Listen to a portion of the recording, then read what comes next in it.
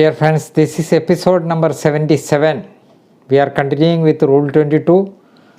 We were referring to the decision in Mankada Sushila 2014 1 KLT 1004.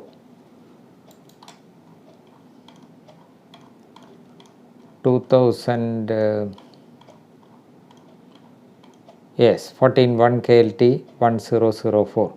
I will read I also said about it was 11.3, second proviso and all those things I explained. I will read a short paragraph from that judgment. We are of the view that the appellate authority, from the uncontrolled court it goes to the appellate authority, was not right in holding that the tenant should have filed a memorandum of cross objection challenging the finding against him under the second proviso to section 11.3 of the Act. Even in a civil proceeding before the civil court, Rule 22 of Order 41 enables the respondent in the appeal to challenge the finding of the trial court against him while supporting the ultimate conclusion arrived at by the trial court. The respondent can do so in an appeal filed by the opposite party. He need not file a memorandum of cross objection for that purpose. This is a decision of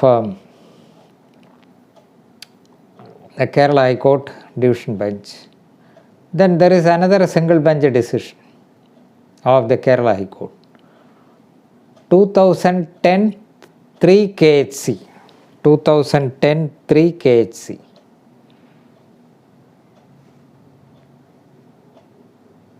Two double three, same as 2010 3 KLT, 2010 3 KLT, Kerala Law Times 306. Name of the case: Muhammad versus Chandrika and another. That was a decision rendered by me. There the scope of Rule 22 has been explained in paragraph 17. I will read para 17. To some extent a lengthy paragraph, but that will make the position clear for you. That is why I will read. The respondent in an appeal is entitled to support the judgment and decree passed by the trial court in his favor. The trial court would have arrived at several findings in the judgment, some in favor or against the plaintiff and some others in favor of the defendant. If the ultimate decision of the trial court is in favor of the defendant, he would have no right to file an appeal against the judgment and decree of the trial court. But in an appeal filed by the plaintiff against that decision, the respondent defendant would be entitled to support the decision of the trial court and to challenge the correctness of the findings rendered by the trial court against him in order to support the decision of the trial court. The respondent defendant need not file a memorandum of cross objection for that purpose. There may be cases where the findings on each issue may lead to the ultimate conclusion in the judgment. For example, in a suit for money based on a promissory note, the trial court finds that the promissory note is genuine, that the defendant borrowed money from the plaintiff on the foot of the promissory note, and that the amount was not repaid by the defendant. On another issue, the trial court finds that the defendant did not acknowledge the liability as alleged by the plaintiff, and therefore the suit is barred by limitation. Acknowledgement of liability, a fresh period of limitation will begin to run. So that contention was raised. That was negative, and therefore it was held that the suit is barred by limitation. The trial court finds that the defendant did not acknowledge the liability within time, and therefore the suit is barred by limitation. We will deal with it in section 18 of the Limitation Act in detail. What is acknowledgement, what are the conditions necessary for it, etc. But once an acknowledgement of liability is made within the meaning of Section 18 of the Limitation Act, a fresh period of limitation. So on promissory note 1/1/2010 is the date of promissory note. The last date for filing is 1/1/2013. Before that date, the defendant acknowledged the liability. The borrower acknowledged the liability and asked for time or something like that. Then a fresh period from that date of acknowledgement will be there. So here in this case, the defendant said that, example given, the plaintiff set up an acknowledgement that was found against, and therefore the finding was that the suit is barred by limitation. The net result would be dismissal of the suit. In the appeal filed by the plaintiff, the defendant respondent may support the judgment by even challenging the finding of the trial court that the promissory note is genuine and the money is payable to the and that money is payable to the plaintiff. That challenge that finding. The respondent can do so without filing a memorandum of cross objection in view of Rule 22 of Order 41. The respondent, in view of the explanation to sub-rule 1 of Rule 22 of Order 41, the respondent would be entitled to file a memorandum of cross objection as well, and it is only optional. In the present case, there is a finding that the defendants committed breach, so and so, etc. So this is another decision.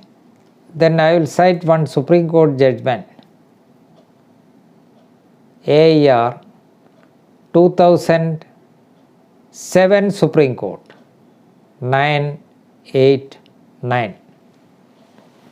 2007 Supreme Court 989. It is reported in KHC also, 2007 1 KHC. 2007 1 KHC 441. Name of the case.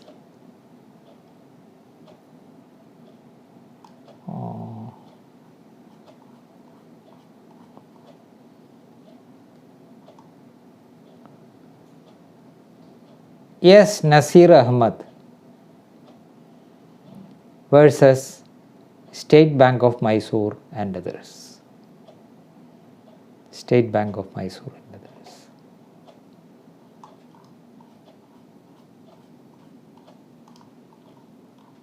I will read a short paragraph, very short.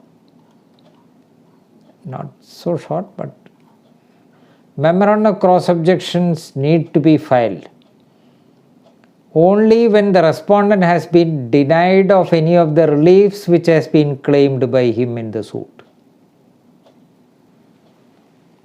The High Court, in our view, was clearly in error in holding the appellant not having filed a memorandum of cross objection in terms of Rule 22 could not challenge the finding of the trial court that the suit was not barred by Order 2 Rule 2. The respondent in an appeal is entitled to support the decree of the trial court even by challenging any of the findings that might have been rendered by the trial court against himself. For supporting the decree passed by the trial court, it is not necessary for a respondent in the appeal to file a memorandum of cross objection challenging a particular finding that is rendered by the trial court against him, when the ultimate decree itself is in his favor.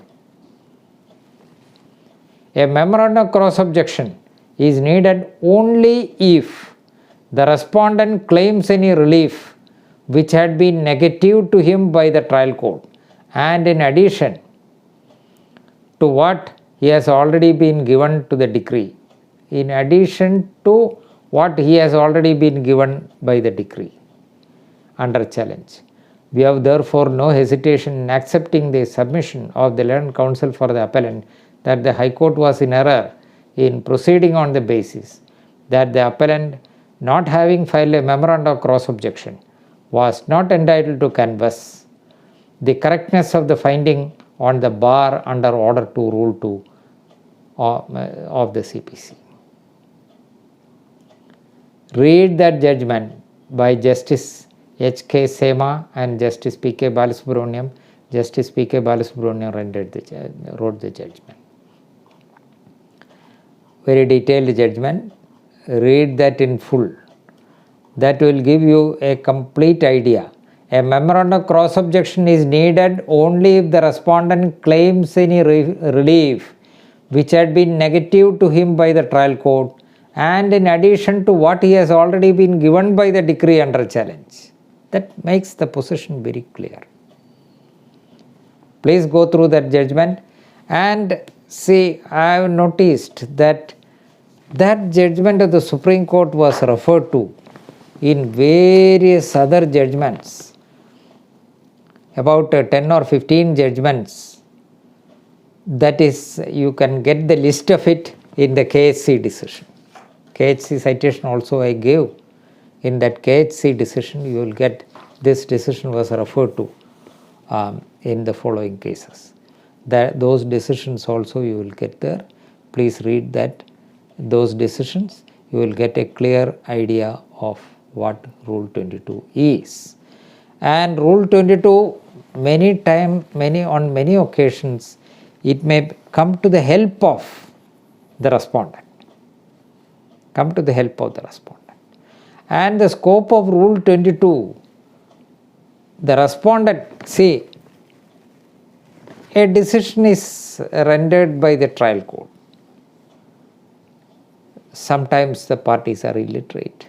Many of the parties are illiterate. See, in the example which I gave, 9 lakhs decreed. He was told by the advocate that you have succeeded. The plaintiff was told by the advocate that he has succeeded in the suit. He had got a decree of only 9 lakhs. Had he been told that he lost for 1 lakh, he would have filed an appeal. Sometimes nobody knows. Who knows? But the other side filed an appeal, again challenging the decree for 9 lakhs. He could have filed a memorandum of cross objection. Nobody said it. He is an illiterate fellow. So that right is lost. So in a case where cross objection is necessary, it is the duty of the lawyer to advise that a memorandum of cross objection should be filed. You have to pay this much court fee. If you want, you may challenge. That must be done within 30 days from the date of service of notice. All those things, it is for the lawyer to advise. The parties may not know.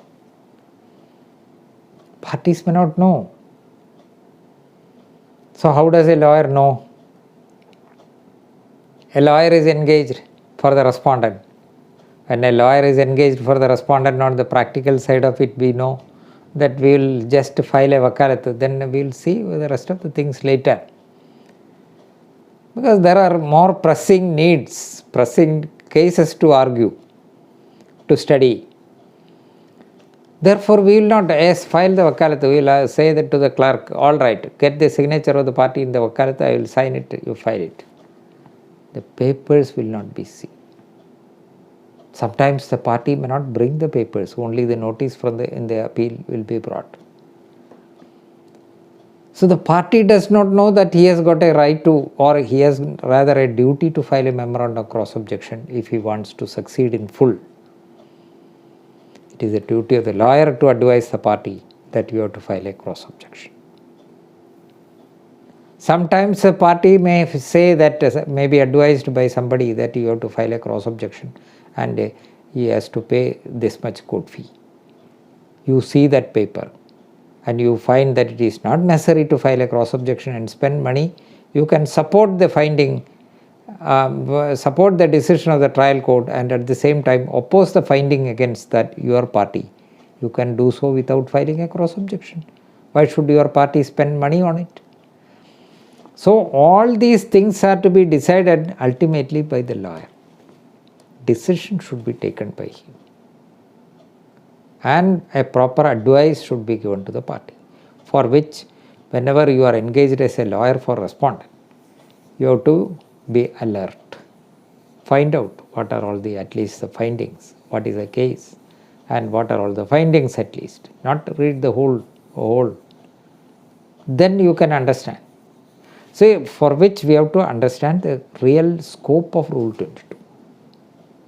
This is what I understand from Rule 22. Of course, explanation, there is a little bit of confusion, but still it is the principles have been laid down by the Supreme Court in that decision which I cited, and which was followed in various other decisions. Now we will go to Rule 23. Whether time is there? Yes, 10 minutes time is there. We will go to Rule 23. Remand. Remand of case by the appellate court. I dealt with casually while dealing with appeal from orders. What are appeals? A remand order is appealable, please note, under Order 43 Rule 1U. Remand under Rule 23 is appealable under Order 43 Rule 1U. We have also seen under Section 105, while dealing with the 105, I said that there are some remand orders which when the remand order is not challenged, the party has to go to Supreme Court to challenge it thereafter. So on the correct occasion, whenever a remand is made, you have to see. So you are the trial court lawyer. Your party succeeded in the trial court. The other party went up in appeal. The appellate court remanded it to the trial court for fresh disposal. According to you, on going through the papers, you find that the remand order made by the appellate court was absolutely unsustainable. What must be your advice to your client? File an appeal immediately. Because unless you do it now, you cannot do it thereafter except in Supreme Court. So that timely action is required. So whenever the matter is remanded from the appellate court and the trial court order, the trial court advocate has to see that remand order and advise his party as to whether he has to file an appeal as provided. A decision is to be taken then and there. So when a remand order is made, with that judgment the party comes, all right, it is remanded, we will see. That is not enough. So I am giving this advice to the trial court lawyers. You have conducted a case, you succeeded, your party, the opposite party went up in appeal and the matter was remanded to the trial court. Your party to that extent suffered, but still it is a remand order, fresh, it can be considered. But you have to see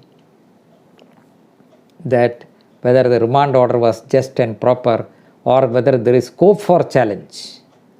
If there is scope for challenge, advise the party to challenge it. Otherwise, your party will not be able to challenge it except by going in appeal to Supreme Court. How many parties can afford to? Yes. Remand of the case by appellate court.